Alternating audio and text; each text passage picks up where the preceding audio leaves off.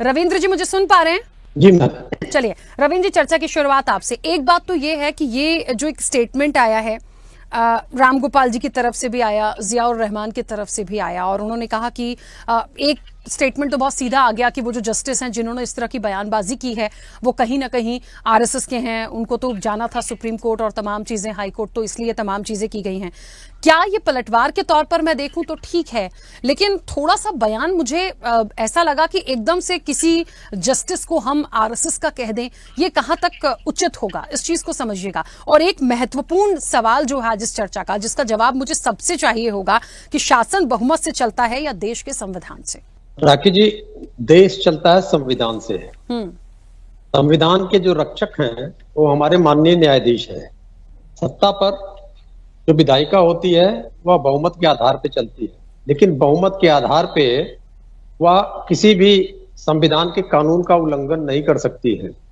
ऐसा अनेक बार हुआ है।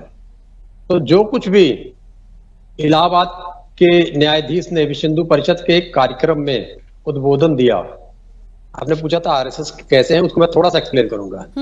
जो आरएसएस ने एक अपना विचार प्रतिपादित कर रखा है कि भारत को फांसीवाद के रास्ते पे लेके चलेंगे। जैसे हिटलर खड़ा हुआ था एक धर्म संप्रदाय के खिलाफ, वही चरित्र राष्ट्रीय स्वयंसेवक संघ का। अब उसने क्या किया, बहुत कोशिश किया संविधान के रक्षकों को तोड़ने का, तोड़ नहीं पाया।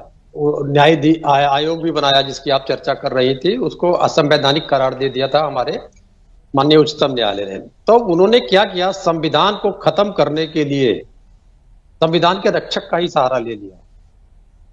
कैसे खत्म किया उन्होंने?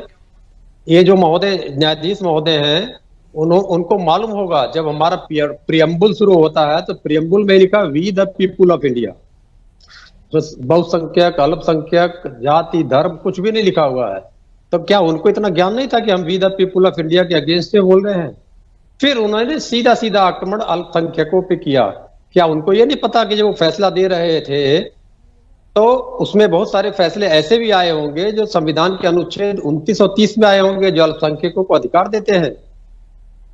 दूसरा, एक परिचित प्रणाली है, कोई लिखित नहीं है लेकिन एक प्रचलित प्रणाली है कि जज लोग ऐसे कार्यक्रमों में नहीं जाया करते, मना कर देते हैं। यहाँ तक कि बहुत इस प्रकार के राजनीतिक या व्यापारिक शादी ब्याह के समारोह होते हैं तो वहां से भी जाने से बचते हैं।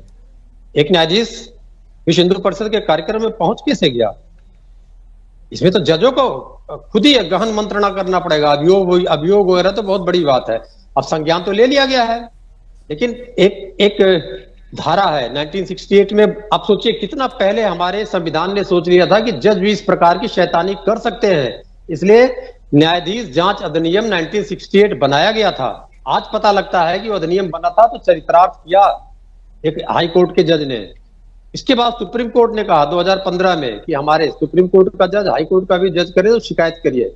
इसके एवज में शिकायत भी की गई है, लेकिन उस जज के ऊपर सारे जज हमारे न्यायाधीशों को इकट्ठा होकर ऐसी कड़ी कार्रवाई करनी चाहिए कि हम लोग उनको अपने संविधान के रक्षक के रूप में देखते रहे, किसी पार्टी का कार्यकर्ता के रूप में ना देखें। जी धन्यवाद।